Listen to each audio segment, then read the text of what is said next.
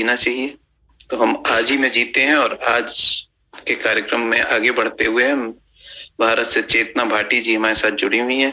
चेतना जी, मैं आपका स्वागत करता हूँ। अगर आप तो सुन रही हैं तो अनम्यूट करें, वीडियो ऑन करें और आप कुछ सुनाएं हमें। स्वागत है। नमस्कार, नववर्ष की शुभकामनाएं सभी को। एक हास्य व्यंग्य प्रस्तुत है। सुविचार और आचार। आज की सबसे बड़ी शिकायत, आम समस्या है, नैतिक मूल्यों का ह्रास हो रहा है।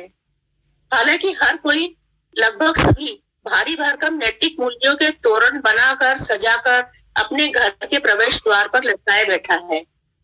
लेकिन इस तोरण को मारकर तमाम सजी धजी टिप टॉप अनैतिकताएं गृह प्रवेश कर जाती हैं धड़ल्ले से, और सुख शांति संतुष्टि कन्याओं की विदाई हो जाती है और मन का आंगन सूना रह जाता है सब कुछ के बावजूद। आखिर क्यों? पहले जहां हमारी सुबह चिड़ियों की चहचहाहट और सूर्योदय की पहली किरण के साथ होती थी, वहीं अब सूर्योदय तो दूर की बात, अब तो सूर्याधेड़ होने पर होती है। और चिड़ियों की चहचहाहट की जगह ले ली है सोशल मीडिया के ट्विटर आने ने। तो अब हमारी सुबह होती है मोबाइल फोन की रिंगटोन या खोपड़ी पर टन्नाते मैसेज की टन टन की आवाज से, और रोशनी की प्रथम किरण हम पाते हैं मोबाइल फोन की स्क्रीन पर फ्लैश होते नाम नंबरों से।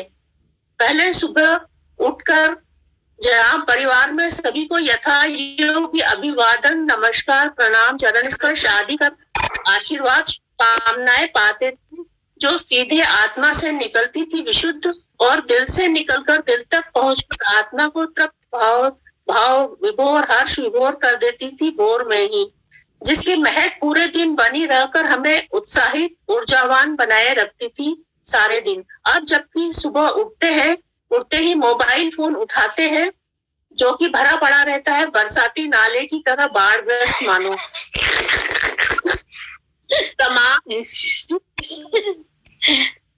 गुड मॉर्निंग और आध्यात्मिक सुविचारों से। अब क्या अचार डाले इनका?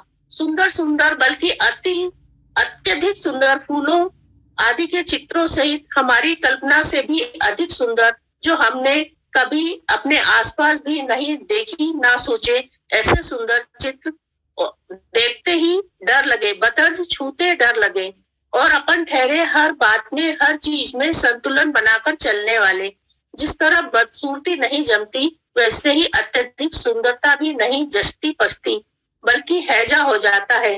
गोया कि कहाँ वह हींग हल्दी से सुगंधित माँ का पवित्र पल्लू, और कहाँ ये विदेशी सेंट परफ्यूम से सराबोर की सांस लेना मुश्किल इस प्रदूषण के तले की नाक ही फटने लगे।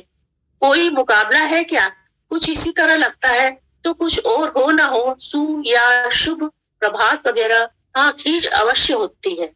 तो आजकल सुबह भी तब जब हम उठे, वो कहते हैं ना, जब जागे तभी सवेरा।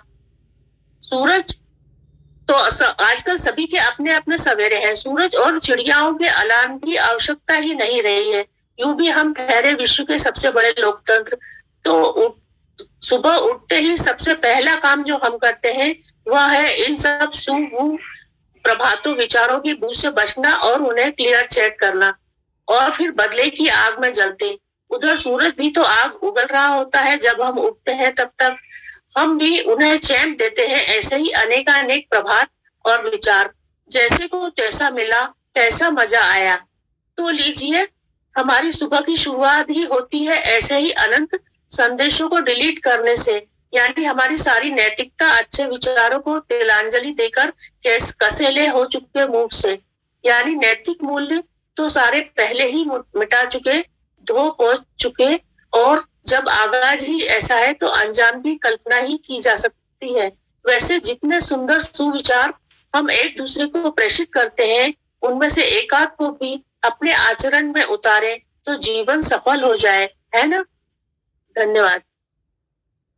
बहुत सुंदर चेतना जी, बहुत अच्छा। मैं देख रहा था सभी लोग इंक्लूडिंग मी, बहुत हम लोग को हंसी आ रही थी आपकी कविता, आपका ये सुन के। आपका कहना बिल्कुल सही है, सुबह सुबह ही हैजा हो जाता है सबको। नहीं, नाले से जो आपने उसको जोड़ा है कि नाले में कीचड़ की तरह। सही बात है। मैंने एक्चुअली कई बार कई ग्रुप्स में वापस लिख के पूछा भी लोगों से कि भाई ये जो भेज रहे हो कभी अपने जीवन में इसको उतारने की प्रयास किया है? तो उसके जवाब नहीं आते कभी। तो किसी ने बोला था, किसी ने लिखा कि स्ट्रेट फॉरवर्ड आदमी कौन होता है? तो जवाब था कि स्ट्रेट फॉरवर्ड वो होता है जो बिना पढ़े ही स्ट्रेट अवे किसी फॉरवर्ड को आगे फॉरवर्ड कर देता है। तो अधिकतर लोग पढ़ते भी नहीं है, बस भेज देते हैं। बहुत सुंदर चेतना जी, बहुत आनंद आया। और आपकी लघु कथा भी हमारी इस उसमें है, तो आप सब लोग पढ़ेंगे, मुझे लगता है बहुत अच्छी लघु कथा है आपकी।